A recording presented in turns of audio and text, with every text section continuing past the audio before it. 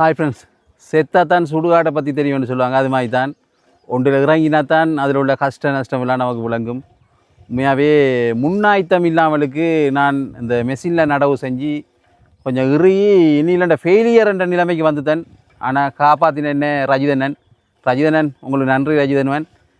ரஜிதனன் என்னென்னலாம் செஞ்சு என்னையை காப்பாற்றினேன்னு சொல்கிறேன் இந்த வீடியோவில் பாருங்கள்.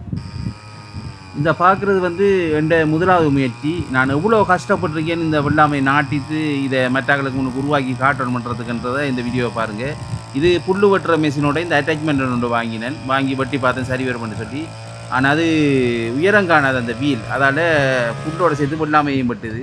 அப்புறம் என்ன செய்கிறேன்னு யோசிச்சு போட்டு என்ன செஞ்சேன்னு சொன்னால் வீல் ஒன்று அடித்தேன், உயரம் அடித்தேன். அந்த வீலை பாருங்கள், இந்த ரவுண்டெல்லாம் முள்ளுக்கு படலாம் வச்சு உயரம் அடித்தேன். நான் யூடியூப்லேயும் பார்த்தேன்னு இப்படி தான் வெட்டுறாங்க இந்தியாவிலலாம். அப்போ இது நம்மளும் செய்வோமே ரோடு செஞ்சேன். நான் முதல் நேரத்தோட டயர் இல்லாமல் செஞ்சேன். அது சரி வரல. அப்புறம் டயர் வச்சு செஞ்சால் தள்ளலாமட்டு ஓட்டு அப்படி வச்சு செஞ்சேன். ஆனால் அது அந்த புல் வெட்டுற மிஷினுக்கு இந்த லோடு கூட, அதால் ஸ்டக் ஆகி நிற்க துவங்கிது. அப்புறம் ஒன்றும் செய்யலாம் பார்த்து ஃபெயிலியராக பார்த்து இப்படி ஒரு 65,000-70,000 ரூபாய்க்கு செலவழிச்சு போட்டேன். என்னென்னு சொன்னால், நான் மற்ற விவசாயியெல்லாம் கொஞ்சம் சொன்னாங்க, இப்படி மெஷினில் நடவு செய்கிறது உனக்கு சரிவரான்னு சொன்னாங்க. நான் அப்படி இருந்தும் மற்றவங்களுக்கு முன்னு செஞ்சு காட்டணும் பண்ணுறதுக்காண்டி நான் அதை செஞ்சினான்.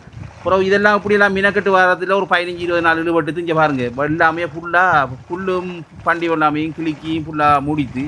அப்புறம் ஒன்றுமே செய்யலாம் போய்த்து என்ன ஆக்கள் கொஞ்சம் பேரை போட்டு புடுங்குவோம். ஏன்டா நம்ம இவ்வளோ எல்லாம் விவசாயி மாதிரி சொல்லி நம்ம கேட்காமலுக்கு நம்ம செஞ்சனமே இதை ஃபெயிலியர் ஆகினா அப்புறம் நக்கல் அடிப்பாங்க. மற்ற விவசாயியும் இந்த இதுக்கு நாட்டுறதுக்கு வரமாட்டாங்க. நம்மளோட வேலையால் நம்மளால் இப்படி ஒரு செயல் நடந்துடக்கூடாதுன்றதுக்காண்டி நான் என்ன ஆக்களை போட்டு கொஞ்சம் பிடிங்கினேன். நான் அது கடுமையாக செலவு போகுது. அப்புறம் ஒன்று செய்கிற ரெண்டு யோசித்து நம்ம ரஜிதனனை பார்த்து தானே இதெல்லாம் செய்ய துவங்கினோமே. ரஜிதனனுக்கே ஃபோன் அடிப்போன்ட்டு ரஜிதனனுக்கு ஃபோன் அடித்தேன். ரஜிதனன் இப்படி பிரச்சனை ஆகிட்டு ஆக்களை போட்டு பிடுங்கி கொண்டிருக்கேன். ரஜிதனன் என்ன செய்கிற ரஜிதனன் சொல்லி கேட்டேன். உடனே அவர் சொன்னேன், தம்பி உடனே நீங்கள் ஆக்களை நிற்றாட்டுங்க, அதாவது புல்லு பிடுங்கிறதுக்கு இறக்கின ஆக்களை நிற்றாட்டுங்க. நான் உங்களுக்கு கோணவீட்டர் ஒன்று எஃப்னா பஸ்ஸில் உடனே போட்டு எடுத்து ஆக்களை போட்டு அதை இடவுக்குள்ள அடித்து போட்டு புற உதவ வேண்டாம். அந்த இடவுகளில் இருக்கிற புல்லு ஆக்களை போட்டு பிடுங்க தம்பி, இல்லாட்டி உங்களுக்கு கடுமையாக செலவு வரும்னு சொல்லி சொன்னேன். உடனே நான் ரஜினோட கதையை கேட்டு ஆக்களை நிற்றாட்டித்தேன், புல்லு பிடுங்குற ஆக்களை.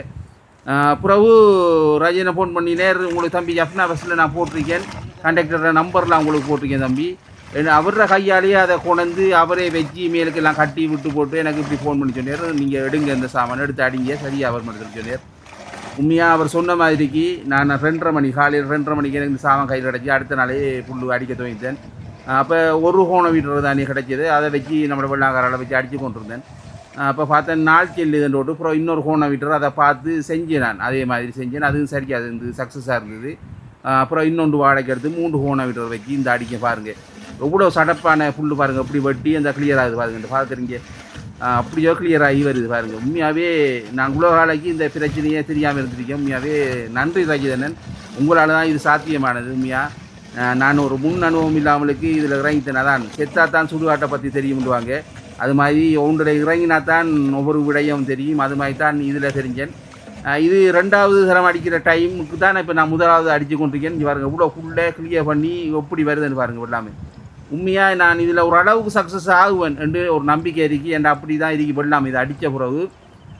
என்னென்னு சொன்னால், நான் ஃபெயிலியர் ஆகின இந்த வட்டையே ஃபெயிலியர் ஆகின யாருமே மிஷின் நடவு வரமாட்டாங்க என்ற ஒரு இதுக்காண்டி நான் இதை சக்ஸஸ் பண்ணி காட்டணும் பண்ணுறதுக்காண்டி தான் இவ்வளோ செலவழித்து இவ்வளோ மினக்கட்டி செஞ்சு கொண்டிருக்கேன். பாருங்கள் அடித்ததெல்லாம் வெள்ளாமல் எப்படி இருக்கேன், தரமாக இருக்கு. உண்மையாக அடித்தெல்லாம் பண்ணாமல் வெட்டியமாக இருக்கு. அப்போ இடவுகளில் இருக்கிற புட்டுகளையும் பிடிக்கிட்டு அந்த மாதிரி வரும் பண்ணிக்கேன்.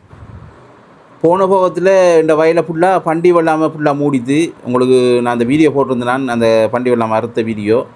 இந்த முறை எனக்கு உண்மையாகவே வயலை பார்க்க இனிரெண்ட சந்தோஷமாக இருக்குது. ஏன்னாடா இந்த வயலில் இந்த முறை பண்டி வெள்ளாமையும் இல்லை, கிளிக்கியும் இல்லை, புல்லும் இல்லை.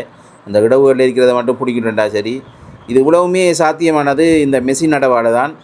இதை இலகுவாக செஞ்சிருக்கலாம். நான் கொஞ்சம் அனுபவம் இல்லாதால் கொஞ்சம் கஷ்டப்பட்டு இந்த அனுபவத்தை எடுத்திருக்கேன். அடுத்த முறை இதை விட இனியில சிறப்பாக நான் செஞ்சு காட்டுவேன். ரஜிதனன், நீங்கள் மெஷின் நடவுக்கு மக்களை கொண்டாடுறதுக்கு விவசாயிகளை கொண்டாடுறதுக்கு கடுமையாக கஷ்டப்பட்டு கொண்டிருக்கீங்க. அதை நான் ஃபெயிலியர் ஆகக்கூடாதுன்றதுக்காண்டி தான் இவ்வளோ மினக்கட்டு.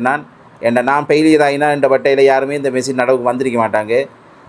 நன்றி ரஜிதனன், எல்லாத்துக்குமே நன்றி ரஜிதனன் உங்களுக்கு.